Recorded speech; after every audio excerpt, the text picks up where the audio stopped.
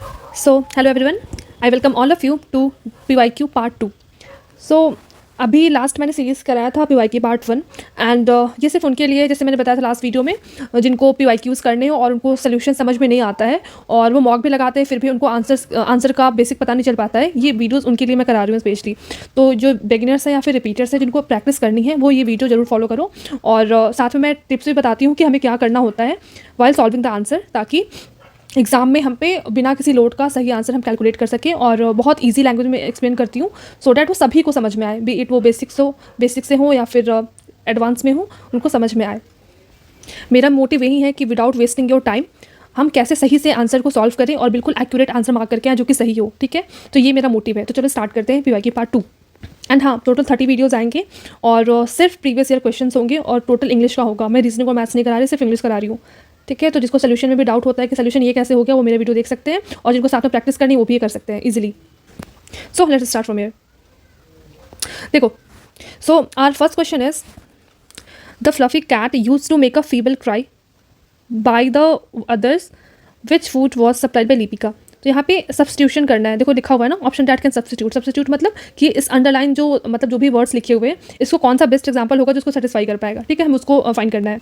तो चलो मैं बताती हूँ कुछ ट्रिक्स होते हैं उसको कैसे करना होता है। कि ये जो फ्लफी कैट के बारे में बात हो रही है कि use to make a feeble cry, वो ऐसे फीबल क्राई क्या करती थी, तो किस पे करती थी, बाय द अदर्स। जब वो क्राई करेगी तो लोगों के थ्रू थोड़ी क्राई करेगी। बाय द अदर्स मतलब हो गया कि लोगों के द्वारा क्राई कर रही है, मतलब कुछ लोग हैं उनके द्वारा वो क्राई कर रही है, which is not meaningful. Right, ये से मीनिंग समझ में नहीं आ रहा है।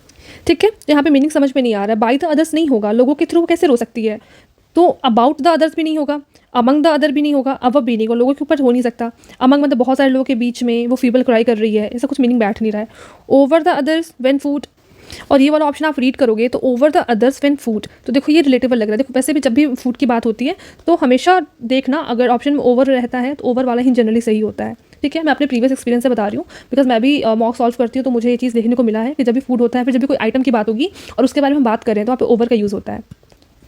सेकंड क्वेश्चन इज यहाँ पे पैसिव वॉइस में चेंज करना है। ठीक है, एक्टिव में दिया हुआ है, तो इज इम्प्लीमेंटिंग देखना क्या है, हमें सिर्फ वर्ब देखना है, ऑब्जेक्ट सब्जेक्ट सब हटा दो।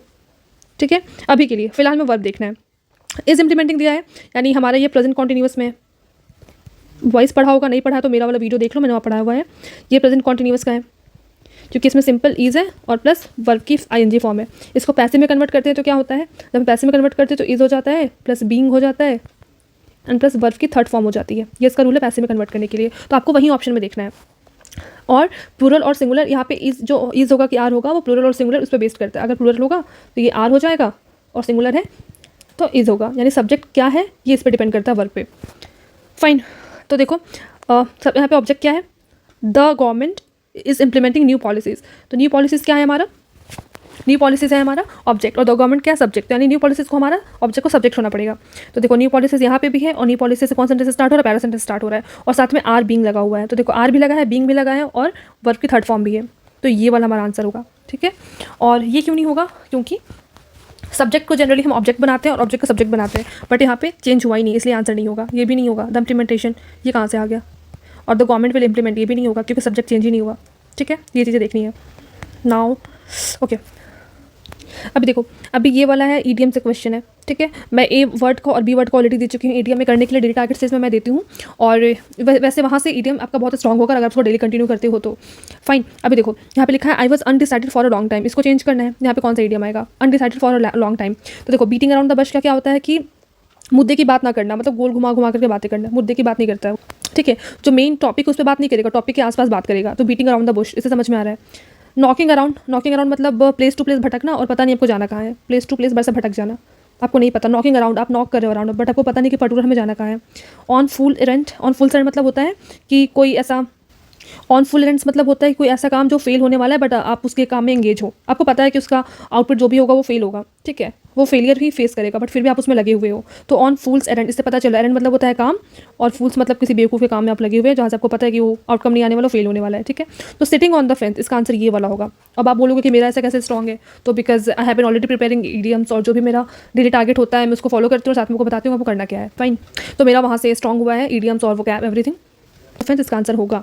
फाइन, बिकॉज फेंस मतलब आप अनडिसाइडेड हो, आप एक जगह बैठे हुए और डिसाइड नहीं कर पा रहे हो, ठीक है। आप ऐसे भी मीनिंग का पता लगा सकते हो कि sitting on the fence, fence मतलब घेरा होता है जिस पर आप बैठे हुए हो, तो घेरे पे बैठ करके आप सोच रहे हो और डिसाइड नहीं कर पा रहे हो। तो मैं तो ऐसे रिलेट करके याद करती हूँ, मुझे याद हो जाता है, ठीक है। तो इसका आंसर सेकंड वाला होगा। Now next question. अभी देखो ये जो क्वेश्चन है इसमें आइडेंटिफाई करना है ग्रामेटिकल एरर, ठीक है। अगेन क्वेश्चन है हमारा सेंटेंस में एरर डिटेक्ट करने का, ठीक है। तो इसके लिए आपको मैं वही बताऊंगी कि 120 रूल कर लो, ग्रामर का निमिषा मैम का वहाँ से बहुत हेल्पफुल है। देखो देखना क्या, वर्ब के साथ क्या लगा हुआ है। राम्या की बात हो रही है जो कि सौम्या की सिस्टर है, ऑलवेज टेल्स सिंगुलर है तो सही है, ठीक है। राम्या है सिंगुलर है तो ऐसे आई लगता है वर्ब के साथ, यहाँ तक सही है। किरण, ठीक है, that C will help him, will के साथ थर्ड फॉर्म नहीं आता है, कभी नहीं आता है। विल के साथ वर्ब की थर्ड फॉर्म कभी नहीं आती है, तो चुपचाप ये आपका आंसर होगा, यानी सी विल हेल्प हिम वाला आपका आंसर ये रॉन्ग स्टेटमेंट है, ये रॉन्ग है। यहाँ पे राइट क्या होगा, ओनली होगा she will help him, she will help him, ये हो गया एक्टिव में। अगर पैसिव में होता तो हो जाता है यहाँ पे ही विल या फिर she will be helped by him. अगर यहाँ पे विल के साथ एक नोट बताती हूँ, अगर विल के साथ वर्ब की थर्ड फॉर्म तभी लगेगा जब विल के साथ बी लगा हो, will be helped. I hope it's clear. वो भी पैसिव वॉइस का रूल है ये, ठीक है। He will be helped bye हर, वो उसके द्वारा हेल्प किया जाएगा, फ्यूचर की बात हो रही है इसलिए विल बी, जब भी लगेगा तो बी फॉर्म लगता है, यहाँ पे बी लगेगा तो जाकर के वर्ब की थर्ड फॉर्म लगेगी, ठीक है। I hope it's clear. Now move to next question. यहाँ तो बताना है कि इसका मीनिंग क्या होगा इंट्रिकेट का, ठीक है। नियरेस्ट मीनिंग बतानी है, यानी इसका बेसिकली वर्ड बताना है, इसका मीनिंग क्या होगा। इंट्रिकेट, इंट्रिकेट मतलब होता है यार ये तो पता है बेसिक से, कॉम्प्लेक्स होता है। इंट्रिकेट मतलब होता है जटिल, तो कॉम्प्लेक्स मतलब भी जटिल होता है, ठीक है। तो इसका आंसर ये होगा, और ये आपका डिपेंड करता है वो कैब, आपकी जितनी अच्छी वो कैब होगी वहाँ से आप उसको एलिमिनेट कर पाओगे। नाउ नेक्स्ट, इनडायरेक्ट स्पीच में कन्वर्ट करना है, किसको करना है। I have been to Hyderabad, Vishnu told me, ठीक है। ऑल राइट, तो Vishnu told me that, I have लगा हुआ है, बिन लगा हुआ है, तो हैव है। अगर प्रेजेंट परफेक्ट में है स्पीचेस में, तो जब वो पास्ट में चेंज होता है तो हैव की जगह हैड हो जाता है। फाइन, ये बात तो पता होगा, नहीं पता तो आप पहले क्लास कर लो। उसके बाद तो Vishnu told me that, had कहाँ पे है, हैड इस सेंटेंस में यूज़ हुआ, इसका आंसर ये वाला होगा। हैज़ बीन नहीं होगा, हैव टू बी नहीं होगा, हैज़ बीन नहीं होगा, बिकॉज ये ऑलरेडी प्रेजेंट में है। जब भी प्रेजेंट होगा हमें पास में चेंज होता है स्पीचेस में, और जब भी वॉइस की बात करते हैं, मैं बार बार बता रही हूँ, जब वॉइस की बात करते हैं तो वॉइस में कोई चेंज नहीं होता टेंस में। I hope it's clear. चलो next, the fire damage the utensil so much that it was impossible to what, यहाँ पे क्या होगा।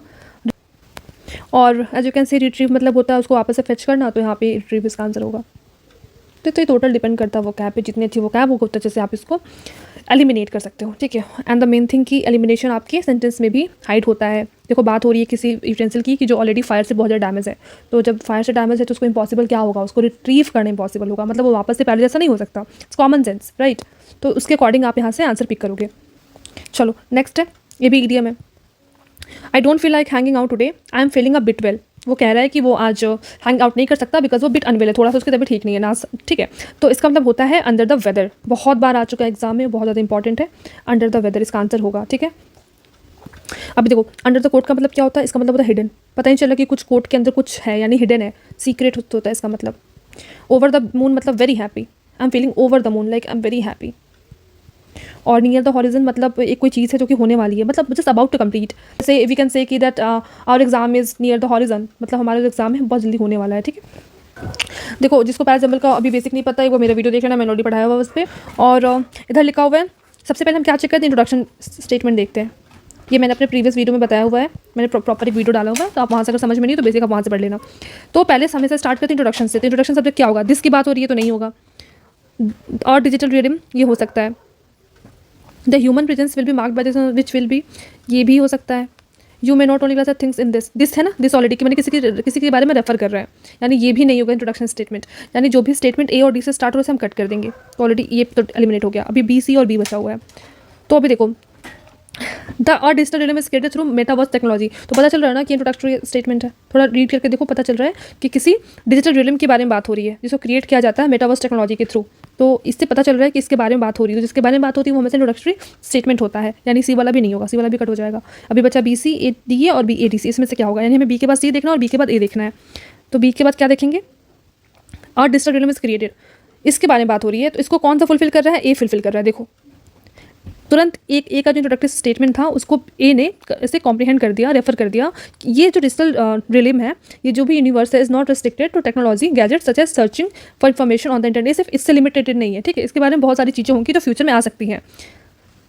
तो इसको इसने कॉम्प्रीहेंड किया, मतलब बी ने ए के साथ पेयरिंग करी, यानी बी में जो भी लिखा हुआ था उसको ए ने रेफर कर दिया, यानी बी और ए का बन रहा है पेयर। तो देखो बी और ए का पेयर कहाँ बन रहे हैं दोनों में से, तो बी और ए का पेयर इसमें बन रहा है थर्ड वाले में, इसका आंसर थर्ड वाला होगा। Without wasting a single second third वाला मार्क कर देना। तो पता चला हमें क्या देखनी है, हमें पेयरिंग भी देखनी होती है। इंट्रोडक्टरी स्टेटमेंट देखो, उसको देखो कि वो जिसमें रेफर क्या कर रहा है और साथ में क्या बन रहा है, ठीक है, वहाँ से आएगा। अभी देखो ये है कोलैप्स, कोलैप्स का एंटोनिम बताना है। तो ये टोटल आपका वोकैब का गेम है। कोलैप्स है, कोलैप्स मतलब हमें पता है कि गिरना होता है, फेल होना होता है, गिर जाना, कोलैप्स टकरा के गिर जाना, कोलैबोरेट होगा नहीं। फ्लॉरिश मतलब होता है फलना फूलना, फ्लॉरिश करना मतलब समृद्धि, लाइक पॉजिटिव वर्ड है। फ्लॉन्टर मतलब होता है डगमगाना, तो पता है, याद होगा। और स्लिप मतलब भी होता है गिर जाना, स्लिप गिर जाना। तो यानी कोलैबोरेट मतलब होता है कोलैब करना, यानी उसकी हेल्प करना, कोलैब, असिस्ट इसका साइन हो है। सो एंटोनिम बताना है ना, तो फ्लॉरिश होगा इसका सबका। ये तो चलो अलग वर्ड है, ये दोनों नेगेटिव है, ये अलग वर्ड होता है कोलैबोरेट करना। तो फ्लॉरिश क्या होता है, सुख समृद्धि फलना फूलना। तो इसका आंसर कोलैप्स का एंटोनिम फ्लॉरिश होगा। चलो नेक्स्ट देखते हैं। Lata told me that give her a glass of water. Direct speech में उसको करना है, बताना है, यानी डायरेक्ट में दिया, डायरेक्ट में हमें कन्वर्ट करना है। अभी देखो क्या होगा, देखो यहाँ पे ये वाला स्टेटमेंट होगा, सेड नहीं होगा, ओनली सेड नहीं होगा। सेड क्यों नहीं होगा, क्योंकि यहाँ पे टोल्ड मी है। तो जब टोल्ड मी होता है इसका मतलब यहाँ पे सेड टू का यूज़ हुआ होगा। अगर सेड टू है इसलिए यहाँ पे टोल्ड है। अगर सिंपल सा टोल्ड होता या फिर सेड होता तो यहाँ पे डैट लगा होता। तो वैसा वर्षा चलता है, अगर सेड टू है तो टोल्ड होगा, और सिर्फ सेड है तो यहाँ पे सेंटेंस में डैट लगा होता है, यानी लता टोल्ड डैट ऐसा करके लगा होता, ठीक है। यानी सेड वाला तो पहले ही क्रॉस कर दो। अभी देखो सेड टू मी है, आस्क्ड मी है, तो लता ने उसको बोला है टोल्ड मी, सिंपल सा स्टेटमेंट है, कुछ पूछा नहीं है। तो जब सिंपल सा स्टेटमेंट तो यही वाला होगा, Lata said to me give me a glass of water, ये वाला इसका आंसर होगा। आस्क नहीं होगा, आस्क मतलब ये इंट्रोडक्टरी हो गया। और आपका स्टेटमेंट देखो क्वेश्चन का बिल्कुल सिंपल सा स्टेटमेंट है, कोई क्वेश्चन मार्क नहीं लगा हुआ है। अगर क्वेश्चन मार्क लगता तो हम ये वाला करते हैं, कोई क्वेश्चन मार्क नहीं तो हमारा आंसर ये होगा, ये फाइन। चलो नेक्स्ट है, the monkey was not chased by up the tree by the, ये हमारा पैसिव में दिया हुआ है, इसको हमें एक्टिव में कन्वर्ट करना है। देखो कैसे गए, इसमें वॉज के साथ चेज लगा, यानी वर्ब की थर्ड फॉर्म लगी, वॉज लगी है और वर्ब की थर्ड फॉर्म लगी हुई है। ये हमारा सिंपल पास्ट का सेंटेंस है और पैसिव है, सिंपल पास्ट पैसिव है। इतना आइडेंटिफाई करना आता होगा, नहीं आता तो मेरा एक्टिव वॉइस और पैसिव वॉइस का वीडियो जाकर के देख लो, बहुत बेसिक से समझाया मैंने। तो उसका ये रूल है, अगर ऐसा कोई सेंटेंस होता है तो उसका होता है डिड के साथ V1 होगा, और नहीं तो चुपचाप आपका V2 होगा ना सब्जेक्ट के साथ। तो देखो डिड कहाँ लगा हुआ है, डिड, या फिर वर्ब की सेकंड फॉर्म कहाँ लगी हुई है, देखो डिड यहाँ लगा हुआ है, इसका आंसर थर्ड वाला होगा, ठीक है। तो डिड लगा, ये इसका आंसर है। अभी देखो यहाँ पे मेंशन है, Shaila said to me what is skillful tailor she is, exclaim कर रही है। सेंटेंस पढ़ के देखो किसी के बारे में बहुत ज़्यादा एक्सक्लेम कर रही है, not asking question but exclamation mark लगा हुआ है, ठीक है। तो यानी एक्सक्लेम वाला सेंटेंस होगा। तो शाइला सेड दैट, यहाँ पे एक्सक्लेम 3 जगह दिया, फर्स्ट नहीं होगा, एक्सक्लेम है, एक्सक्लेम्ड है, ठीक है, इसे पता चल रहा है। सेड टू मी है, तो मैंने पहले ही बताया अगर सेड टू मी वाला सेंटेंस होता है तो साथ में वहाँ पे तो डायरेक्ट वहाँ पे डैट लगता है, मैंने पीछे बताया था, ठीक है। तो शाइला सेड टू मी, तो ये तो पहले कट गया, तो डैट देखो कहाँ लगा है, अब ये भी यहाँ पे डैट लगा नहीं तो डैट कट हो जाएगा। अब यहाँ पे लगा हुआ और यहाँ पे लगा, तो इन दोनों में से कोई एक होगा। तो कैसे पता चलेगा, कैसे होगा, what a skillful tailor she is, यानी ये प्रेजेंट पे दिया हुआ है, और आपको पता है कि जब भी बात होती है नरेशन की, स्पीचेस की, तो जो प्रेजेंट होता है वो पास में कन्वर्ट होता है। तो यहाँ पे हो जाएगा, ये प्रेजेंट पे दिया होता है, ये नहीं होगा, और यहाँ पे देखो पास्ट में कन्वर्ट हो गया, शी वॉज लग गया है, तो वॉज हमारा क्या है, पास्ट, इसलिए हमारा इसका आंसर सेकेंड वाला होगा, ठीक है। नाउ नेक्स्ट देखो यहाँ पे क्या है, एरर फाइंड करना है, find error. Ravi walked up to a principals Kevin but could not meet him. Ravi के साथ वॉक लगा हुआ है, यानी V2 लगा है, यानी पास्ट है। जब भी पास्ट होगा तो कैन नहीं होगा, कुड होगा, बेसिक है, ठीक है। तो यहाँ पे पास्ट है, कुड लगा हुआ है, तो मिल गया। Up to a principal's cabin, up to a, a नहीं होगा, यहाँ पे प्रिंसिपल की बात हो रही है, द होगा, और साथ में कैपिटल लेटर में है, यानी नाउन है और पर्टिकुलर नाउन है, इसलिए यहाँ पे द का यूज़ होगा। यानी यहाँ पे आर्टिकल में प्रॉब्लम थी, आर्टिकल ए ना होकर के द का यूज़ होगा, ठीक है। तो हमारा कौन सा एरर हुआ, हमारा एरर हुआ second part. I hope it's clear. Next now, she likes street food such that golgappe, tikka and chaat. Underline segment को सब्स्टिट्यूट करना है, यानी इसको हमें करना है, इसके बदले क्या यूज़ होगा। देखो यहाँ पे बात हो रही है कि सी लाइक्स स्ट्रीट फूड को उसको पसंद है, सच एज होगा, सच के साथ जनरली एज का यूज़ होता है, ठीक है। तो यहाँ पे ये रूल में आप पढ़ोगे, जब निमिषा मैम का रूल पढ़ोगे या फिर आप बोलोगे तो मैं पढ़ा दूंगी। वैसे ऑलरेडी मैंने 1 से 10 तक एक बार रूल कराया था प्रीवियस वीडियो में, एक बार उसको देख लेना, शायद उसमें मैंने कवर किया होगा। तो सच के साथ एज का यूज़ होता है, इसलिए इसका आंसर फर्स्ट होगा। नेक्स्ट है, the government is planning to irrigate the dash desert land by using water, ठीक है। पास्ट का जो होता है मीनिंग क्या करना है, सिनोनिम फाइंड करना है। पास्ट की मीनिंग क्या होगी, तो पास्ट की मीनिंग एरिड होता है। साइनो है इसका। पास्ट मतलब होगा डिजर्टेड, बहुत सूखा, सुनसान, ऐसा आइसोलेशन में, उजाड़ काइंड, ठीक है, तो वहाँ पे एरिड का यूज़ होता है। बंजर बोल सकते हो आप लोग। एरिड होता है डिजर्टेड, या फिर मतलब बोलते कम्प्लीटली ड्राई, बहुत सूखा है, बिल्कुल ड्राई है, यूज़ करते हैं। स्किन आपकी पास्ट हो जाती है ठंडियों में, सूख जाती है, ड्राई हो जाती है। रस्टिक मतलब होता है, रस्टिक का वर्ड बना है रूरल से, रूरल एरियाज़ को रस्टिक एरियाज़ बोलते हैं, ठीक है, मतलब बेसिकली गांव वाला समथिंग रस्टिक होता है यूज़ में। लश मतलब होता है रिच इन वेजिटेशन, बोलते हैं ना लश ग्रीन, और डिलीशियस, लश का यूज़ होता है ना, अच्छे के लिए यूज़ होता है। ओनली मतलब जो केवल होता है, इतना तो पता होगा। तो हमारा आंसर होगा एरिड। साइन ऑफ ढूंढना था, इसका एरिड होता है। देखो ये तुम्हारे PQRS का क्वेश्चन है। अभी अपन अगेन ढूंढेंगे इंट्रोडक्टरी सब्जेक्ट कौन सा है। तो देखो सभी सेंटेंस ए से स्टार्ट हो रहा है, तो अब इधर पता है कि ज़्यादा पढ़ना है नहीं, ए से स्टार्ट होगा सेंटेंस।